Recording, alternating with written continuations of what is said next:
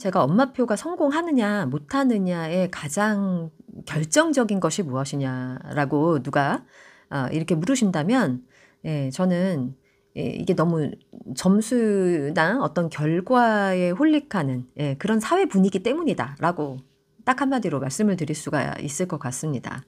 그러니까 이게 엄마표를 하건 학교 수업을 하건 학원에서 공부를 하건 어떤 경우에나 다 이제 해당되는 이야기인 것 같아요. 그래서 무엇을 하든지 뭔가 이렇게 뭐 숫자가 되게 중요하잖아요, 우리한테는. 예.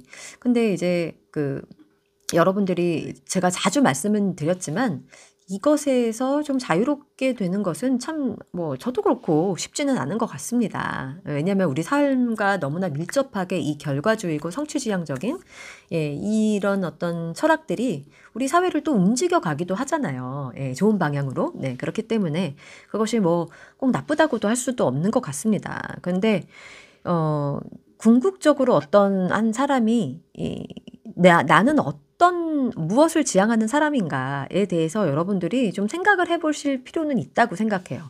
그러니까 모든 것이 너무 극단적으로 하나만은 아니잖아요. 너무 이분법적인 어떤 사고를 하시라는 것이 아니라 뭐 이렇게 서로 이제 영향을 주고받고 뭐 하나만 이제 막 나는 이거 아니면 절대 안 돼 뭐 이런 거는 아닐지라도 나는 무엇을 기본적으로 지향하는 사람이지만 이거를 때로는 이렇게 차용을 한다. 이 정도의 어떤 마인드는 필요한 것 같아요. 모든 것이 그런 것 같습니다. 영어 학습을 예로 들자면요. 사실은 아이들이 무언가를 이렇게 배우면서 정말 즐거움을 느끼는 건요. 내가 뭔가 이렇게 100점을 맞아서 느끼는 것도 있지만요. 사실은 하는 그 과정 자체가 재미있으면 거기에서 또 만족감을 얻는 그런 경우도 있습니다. 그래서 이것을 저는 이제 과정지향적인 사람이다라고 저에 대해서 이렇게 소개를 했었는데요. 그러니까 오늘은 제가 너무 이렇게 결과지향적인 그런 사고의 문제점에 대해서 좀 말씀을 드려볼까 해요. 결과지향주의적인 이라는 말은 저는 뭐랑 또 비슷하다고 말씀드릴 수가 있냐면 비교지향이랑 비슷하다고 생각합니다.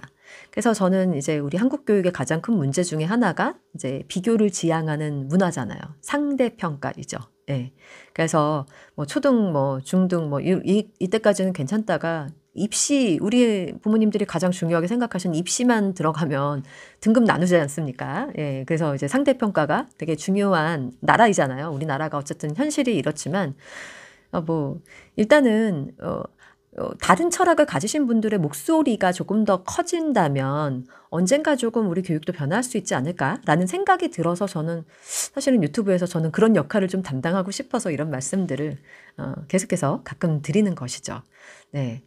사실은 오래전에 여러분들이 이제 기억하실지 모르겠는데 강남에 되게 유명한 동네에 있는 어떤 한 가장이 아직도 되게 뼈아픈 저는 뉴스로 아직도 기억을 하고 있는데요.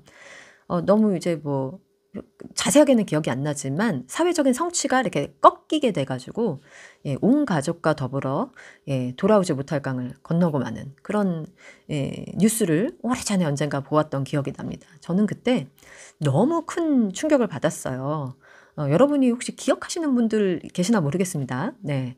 근데 왜냐하면은 그 가정이 이제 뭐 그렇게 큰 일이 생겼기 때문에 뉴스에서도 다루고 그래서 저도 막 관심이 가니까 막 읽어보았었는데 다른 지역에 사시는 분들이 보면 사실은 그 정도만 돼도 충분히 살아갈 만한데 도대체 이게 무슨 일? 이렇게 생각할 정도의 어떤 자산을 갖고 계셨던 분이시더라고요. 그래서 저는 그거를 보면서 어떤 생각을 했냐면요. 인간의 모든 불행이 어디서 오냐면 그런 어떤 결과지향주의적인 그런 사고, 어떤 자기가 사업을 하다가 뭔가 안 됐거나 직장에서 뭔가 큰일이 생겨서 나락으로 떨어졌거나 라고 했을 때 이것이 어떤 철학과 관련이 있다고 생각해요. 그게 뭐냐면 결과지향주의적인 사고. 네. 다시 말하면 이제 비교의식 이런 것과 관련이 있다고 생각합니다. 그러니까 그분의 삶에서는 그게 가장 처참한 인생이었을 거예요. 나락으로 한번 떨어졌다고 생각하는 것이. 그런데 그분이 만약에 굉장히 힘들고 어려운 사람들이 주변에 많이 있었다고 하면은 그렇게 극단까지는 가지 않았을 텐데 라는 생각을 그때 제가 했던 기억이 납니다. 제가 이제 뭐 친구들을 봐도 그렇고 여러 이제 사람들을 만나면서 느끼는 것이 뭐냐면 사람이 행복을 느끼는 것은요. 예, 내가 누구를 보느냐에 달려 있는 것 같다라는 생각을 굉장히 평소에 많이 하거든요. 그래서 누구를 보아도 나보다 더 잘난 것 같은 그런 사람들이 주변에 많으면 그 사람의 인생은 결코 행복하기가 힘든 거죠. 예. 그래서 저도 되게 힘든 시기가 있었는데요. 예. 뭐 경제적으로도 힘들고 막 되게 고통을 받던 시절이 있었어요. 근데 저는 그때마다 어떤 생각을 했었냐면요. 저는 이제 뭐 아이와 엄마표 영어를 하면서 미국에 있는 어떤 노예들의 삶에 대해서 더 많이 관심을 가지게 되고 그런 것과 관련된 콘텐츠, 영화나 책 이런 것들을 접하면서도 느꼈지만 이게 노예 문화에 대해서 많이 좀 생각을 했던 것 같아요. 인간의 삶이 정말 극단적인 어떤 어려움과 밑바닥 같은 그런 인생들에 대해서 그 사람들의 마음과 더불어서 생각을 해보고 그 스토리를 이제 제가 즐기다 보니까 정말 세상에는 어려운 사람들이 많구나. 그런 어떤 그 사람 대 사람으로서의 그분들의 인생을 좀 존중하는 그런 마음이 좀 생겼던 것 같아요. 이거는 뭐 제가 이제 성경을 보면은요. 굉장히 어렵고 힘들고 그런 어떤 고난과 역경을 일겨낸 그런 스토리들이 굉장히 많이 나오거든요. 예, 그래서 그런 여러 가지 그런 인간사들을 간접 체험해 보는 그런 경험들이 있었기 때문에 예, 저는 많이 좀 어려울 때 그런 분들하고 많이 비교를 했던 것 같아요. 그러니까 이것도 비교라면 비교일 수 있는데요. 참 나보다 어려운 분들이 얼마나 많으실까라는 생각을 하면서 조금 이겨나갈 수 있는 그런 토대가 되었던 것 같다라는 생각이 들어요. 그러니까 그거는 내가 너보다 낫지, 나는 그래도 이런 어떤 그 우월의 의식이 아니라요. 그분들도 너무나 힘들고 어려운 삶인데 내가 지금 힘든 거 이걸 가지고 내가 이렇게 낙오할 수 있을까? 이런 생각들을 실제로 했었던 것 같습니다. 그래서 저는 여러분들께 아이들을 바라볼 때도 조금 그런 마인드를 좀 가지셨으면 좋겠어요. 그러니까 단순히 옆집 아이랑 너무 비교하지 마세요. 그래서 아무리 공부를 잘하고 아무리 현재 굉장히 뛰어난 성과를 이루는 아이들이라고 할지라도요. 주변에 누가 있는지에 따라서 주변에 누가 자기보다 더 잘난 사람들이 있으면 그 아이의 삶은 참 그렇게 행복하지는 않을 것 같다. 사실은 이게 저희 추측만은 아닙니다.